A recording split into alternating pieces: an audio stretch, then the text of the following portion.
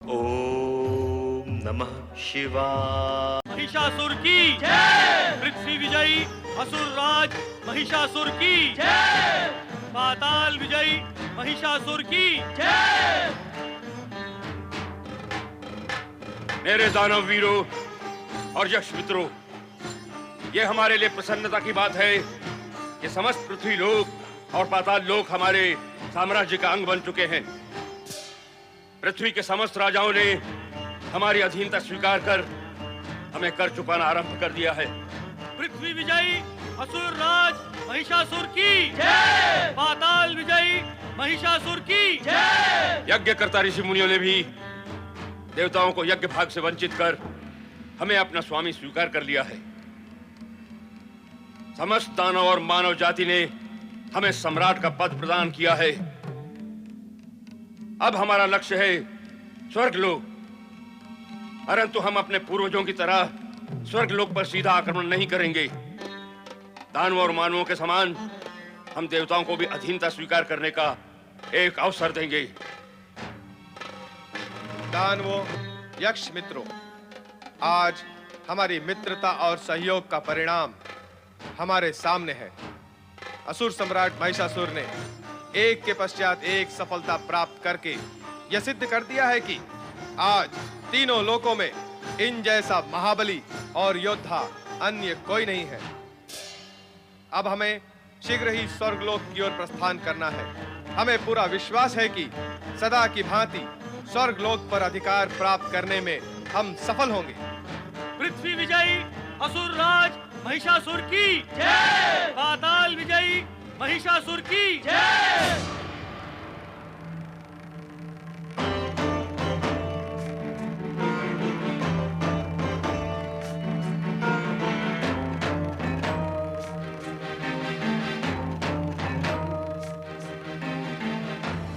अरे अपरिचित युवक, यह मार्ग स्वर्गलोक की सभागृह की ओर जाता है।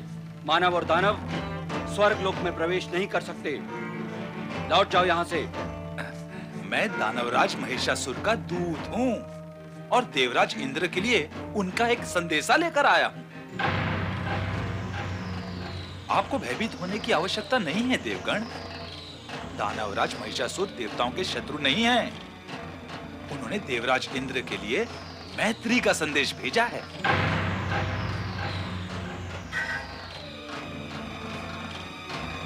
यदि आप मुझे देवराज से नहीं मिलने देना चाहते हैं तो मैं लौट जाता हूं और अपने स्वामी से कह दूंगा कि देवराज आपसे मिलना ही नहीं चाहते। किंतु यह सुनकर दानवराज महिषासुर क्या करेंगे, इसकी कल्पना आप कर ही सकते हैं। दानवदूत, अरे अरे, आप उधर कहाँ जा रहे हैं? तो किधर जाऊं? आप हमारे साथ आए अपना मैत्री संदेश देवराज को सुनाने के लिए। अर्थात आपकी सहमति और स्वीकृति है कि मैं देवराज इंद्र से मिलूं? ना होने का कोई कारण ही नहीं है। आप आए हमारे साथ।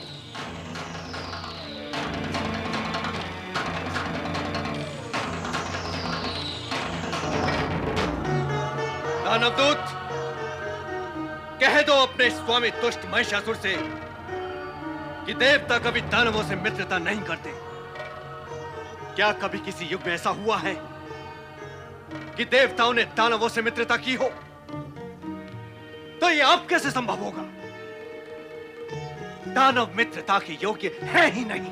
देवराज इंद्र, आपने जो कुछ कहा मैंने सुना, किंतु मैं आपसे एक बार फिर निवेदन करूंगा कि आप इस विषय पर शांति पूर्वक विचार करें।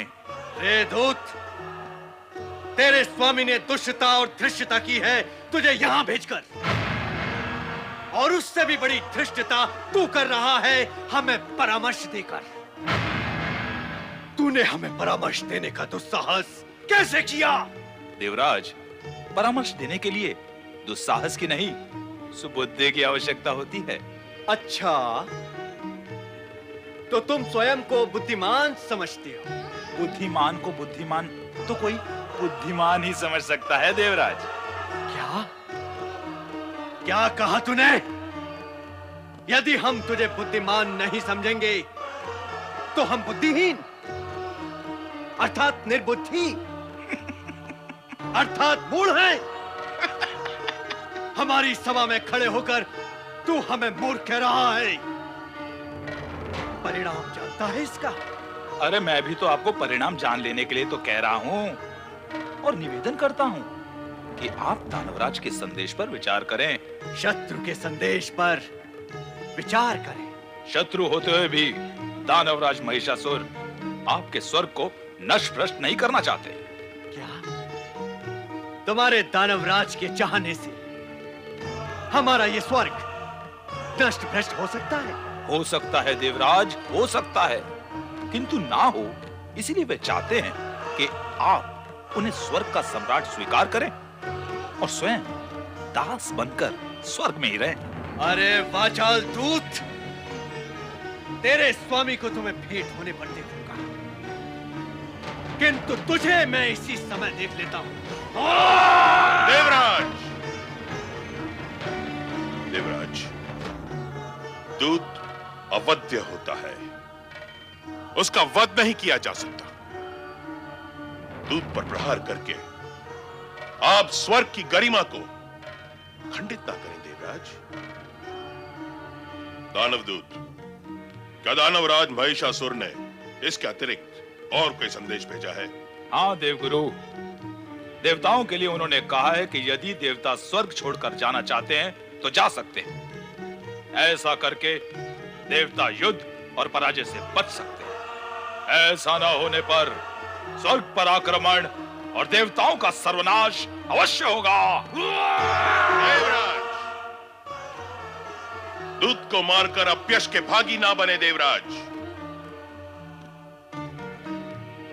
दानवदूत, अब तुम जाओ। दानवराज महिषासुर का संदेश हमें मिल गया है। जाओ और जाकर उनसे कहो कि देवराज इंद्र को ना ही उनकी मित्रता स्वीकृत है और ना ही उनकी अधीनता। अब वो जो करना चाहें स्वतंत्र है। देवगुरु, मैं आपका संदेश दानवराज को सुना दूंगा।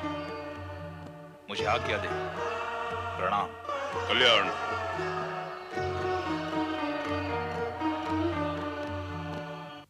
देवराज, अब महिषासुर द्वारा स्वर्ग पर आक्रमण निश्चित है। वो अपना अपमान सहकर चुप नहीं बैठेगा। देवगुरु, किंतु हमने तो उसका अपमान किया ही नहीं। ऐसा आप सोचते हैं और आपका ऐसा सोचना भी उचित है, किंतु वो ऐसा नहीं सोचता, क्योंकि वो दानव है और दानव की सोच में अहंकार एवं दुष्टता घुली हुई होती है। वो जब किसी वस्तु, स्थान अथवा प्राणी को प्राप्त करने की अनादिकार चेष्टा करता है और यदि उसकी प्राप्ति उसे नहीं होती तो वो उसे अपना अपमान ही समझता है और अपमानित होकर हिंसक और आक्रामक हो जाता है। यही स्थिति महिषासुर की भी होगी। आपने उसका अपमान नहीं किया, केवल उसकी अधीनता को अस्वीकृत किया है।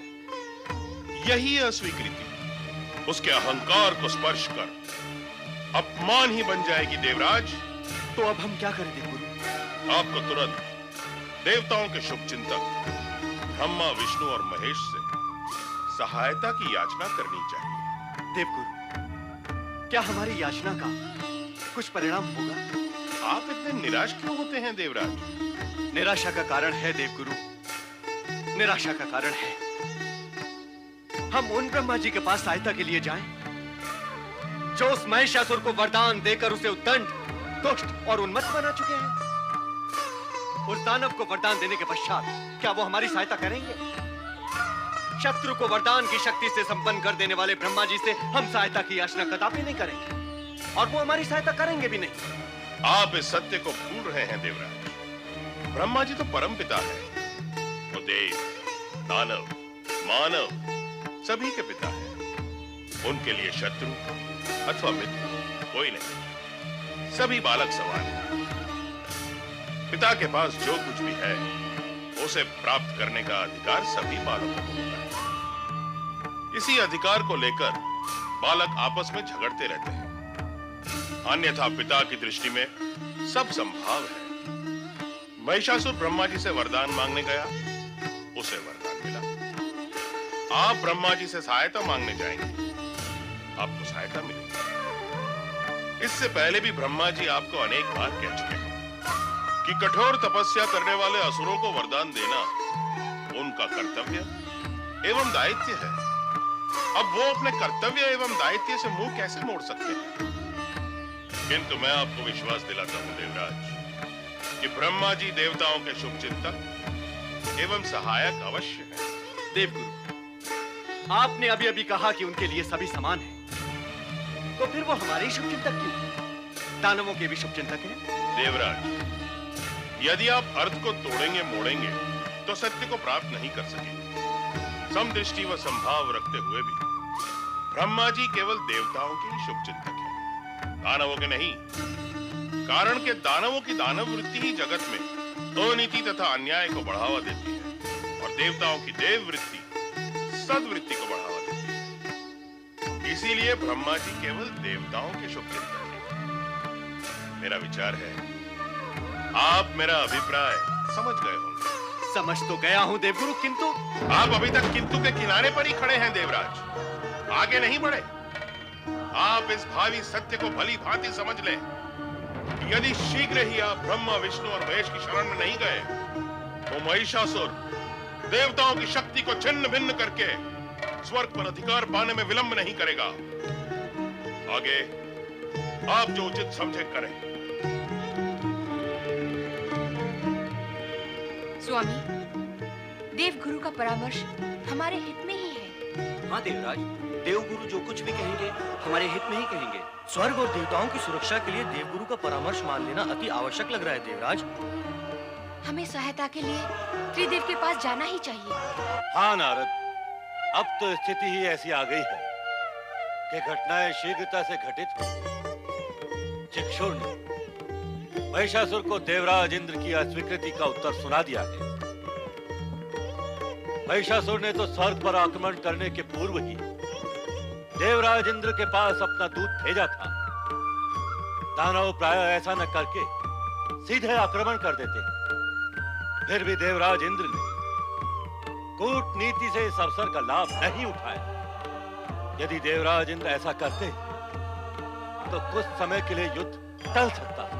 किंतु परमपिता, अब तक का अकाट्य और कटु सत्य यही है कि वरदानी शक्ति प्राप्त करने के पश्चात हर असुर और भी अधिक हिंसक और आक्रामक होता रहा है और युद्ध उसके लिए अनिवार्य हो जाता है।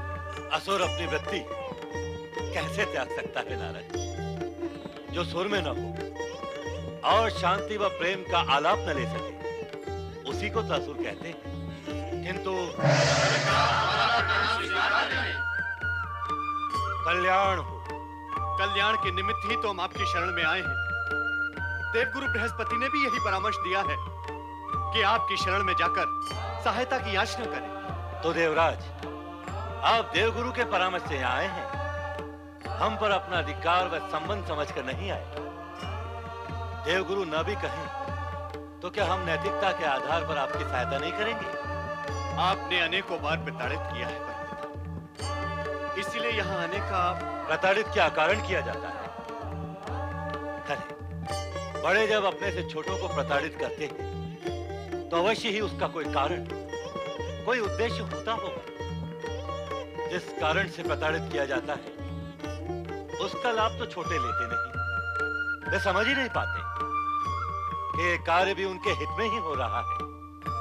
वे केवल मन में क्रोध भाव धारण करके बड़ों के प्रति उलाहना लेकर बैठ जाते हैं। और आपने भी ऐसा ही किया है देवराज इंद्र। हाँ परमपिता, अब हुआ तो कुछ ऐसा ही है। जो हुआ है उसका ध्यान न करके जो करना है उसकी ओर ध्यान देना अधिक हितकारी होगा। हम जानते हैं कि महिषासुर को असीम शक्ति का वरदान देने के कारण आप हमसे क्षुब्ध हैं और इस समय हमारी शरण में आना आपकी विवशता है। परंतु यह भी तो सत्य है कि देवताओं की सहायता करना हमारा पवित्र तथा नैतिक कर्तव्य है। और आप यह भी अवश्य जानते होंगे कि महिषासुर को वरदान देने के कारण हम उसके विरुद्ध आपकी प्रत्यक्ष रूप से सहायता नहीं कर सकते। इसलिए अब आपको भगवान विष्णु तथा शिव शंकर से भी अनुरोध करना होगा। आपका आदेश है तो अवश्य करेंगे हम उनसे अनुरोध। किंतु परमपिता, आप हमारी सहायता करना चाहते हैं, इसीलिए हम पहले आपसे अनुरोध करेंगे कि भगवान विष्णु और भगवान शिव के पास जाने में आप हमारा नेतृत्व करें। हमारे नेतृत्व करने से यदि आपको यह विश्वास होता है कि हम आपकी सहायता करना चाहते हैं, तो हम अवश्य नेतृत्व करेंगे। महिषासुर देवताओं पर आक्रमण की तैयारियां करे, इसके पहले देवताओं को अपनी रक्षा की तैयारियां कर लेनी होंगी। महाबली शंबरासुर की जय, दानववीर शंबरासुर की जय, महाबली शंबरासुर की जय। आओ असुरवीर आओ।